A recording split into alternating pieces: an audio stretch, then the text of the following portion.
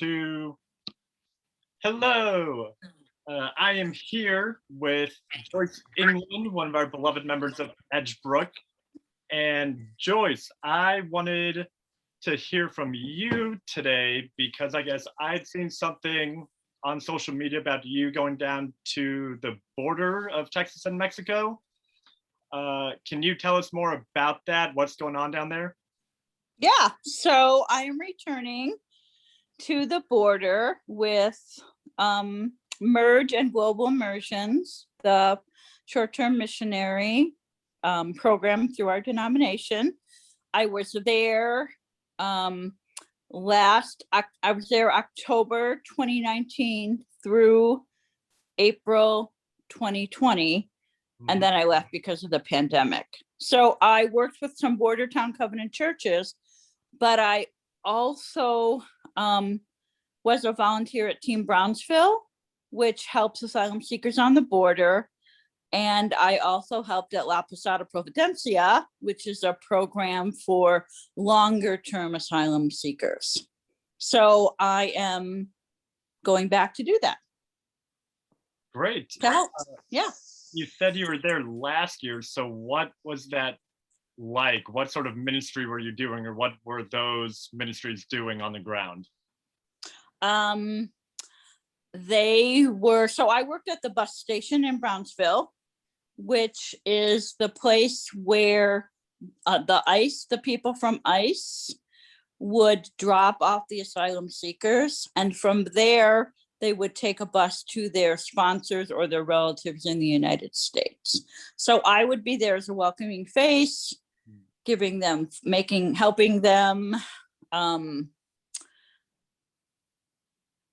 with whatever. I mean, I didn't really speak Spanish, but I got to know some of the people who worked in the bus station, some college boys who worked at the Cricket phone kiosk, and they helped, but just help them. I would usually feed them peanut butter and jelly and give the kids toys and water and things like that. I was just a welcoming face. So I would go once a week. There were usually between 14 and 1 persons. Now there are, hundreds of people there. Then I also worked at La Posada Providencia, helping teach ESL to those who had a more complicated case and couldn't go right away to their sponsor or relative. And I heard you mention how you were there when everything sort of shut down with the pandemic.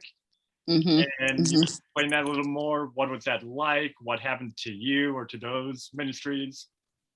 Well, the ministries went on. You could not go across the border.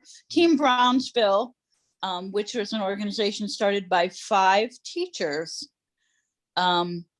realized when President Trump put in the MPP order where asylum seekers had to stay in Mexico, they could not come to the US waiting for their case. So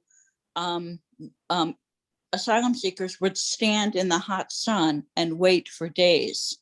More immigrants would come, asylum seekers would come. Finally, they started like a tent city, but there was no food, there was no water, there wasn't anything like that. So these 5 teachers started Team Brownsville. They started feeding these people, bringing tents. Eventually, they started a school kind of thing. So when COVID happened, they were not allowed to go across the border anymore. Luckily, they partnered with some churches from Mexico that continued their work, that would do some meals, and a restaurant would help. And also the Mexican government was sort of somewhat cooperative, but they still would somehow try to get tents and blankets and water and food and diapers across, but it got to be a lot harder.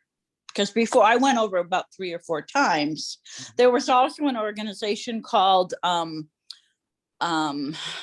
what's it called? Central Kitchen. I can't remember the first name. It's by a famous chef, and they went over and they fed meals. I can't remember what it's called. World Central Kitchen, I think. Yes, World Central Kitchen. And I helped with them a few times. They were an amazing, top-notch organization. And they were told that they could not stay there anymore.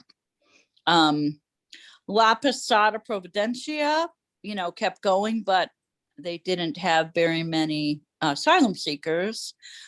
They are a Catholic organization, and they have served graciously asylum seekers for 30 plus years.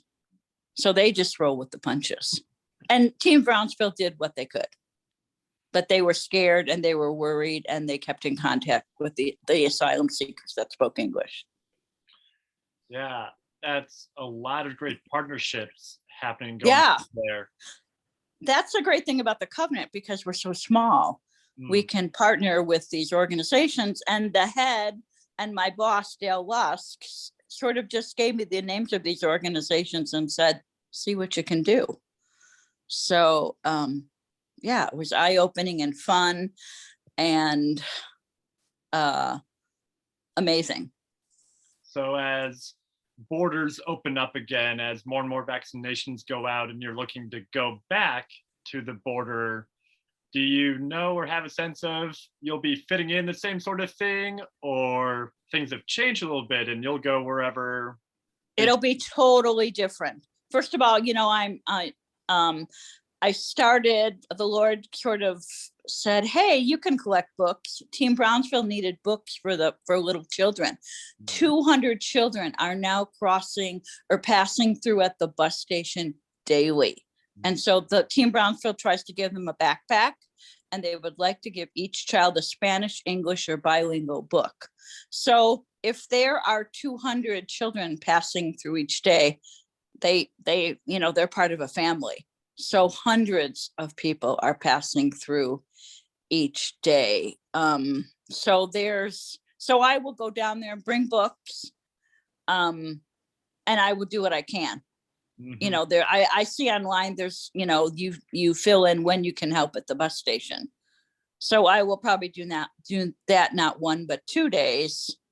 And then I don't know what's happening at La Posada Providencia. I know they are filled to the brim also with people. So I'll go and help and do whatever I can.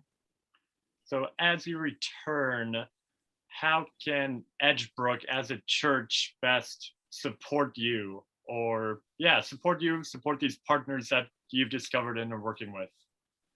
Well, there's a couple ways. First, pray. People always ask me all the time, what can we do for asylum seekers? And I said, get involved some way. The Lutheran Immigration, I don't know exactly, but you can follow them. Lutheran Immigration Organization they just put out today ways that you can help immigrants. And one of the ways is to support what I'm doing. Pray for asylum seekers. Second, you can, I'm collecting books for the border.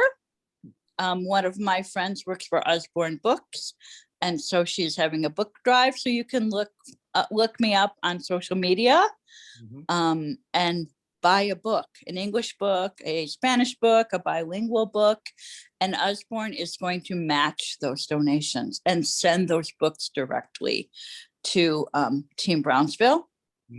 Third of all, you can partner with me if you are interested in my ministries. And so tomorrow I'm going to post on social media how you can do that through our denomination. Awesome. So thanks, Zach. Yeah. Thank you for taking this time and just providing an update on your life, on these ministries, on this, on these events that are happening within our country, and that someone from our church is a part of. I guess my last question would be, how can we stay in touch with you? Are you super fancy with a blog or a newsletter? Like, how's the best way to stay in touch with you or get updates? I'm not going to do a newsletter because it's not 1990. You can, and you know what? I don't think I'm going to do a blog, because once I say that, then the pressure's on. So what you can do is follow me on Facebook or Instagram, and I'm BBJHE. And I will post probably daily. Maybe I'll do some video at Team Brownsville or La Posada. You can go back there and see the things that have that I've been involved with. But yeah, that's probably what I will do. You know, I'm always up for an interview. You can interview me down there or something. Ooh, yeah. That'd be fun. Yeah, Maybe yeah, someday down the road, if you're still there or whenever you go back, maybe we'll get a team down there. Who knows? yeah.